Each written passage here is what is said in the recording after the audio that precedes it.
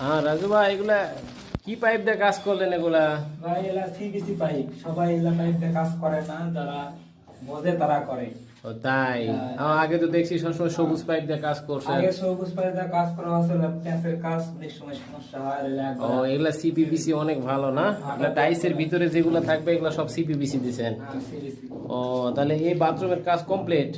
বাথরুমের কাজ কমপ্লিট, বাকি টাইলস করা। ও তাহলে প্যান কোমর দুটাই আছে না? প্যান্ট কোমর দুটাই আছে। ও এখানে কি কি লাইন করছেন?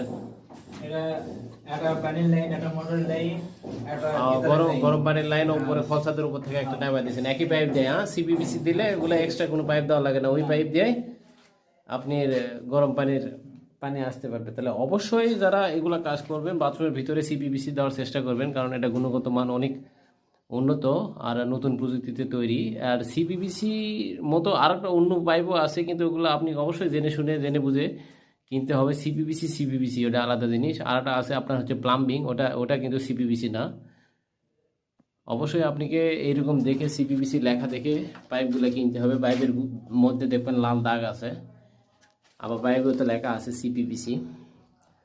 তাহলে আপনাদের এগুলো বাথরুমগুলো দীর্ঘদিন টেকসই হবে, আর কোনো পানি ছোঁয়ানোর কোনো রিস্ক থাকবে না।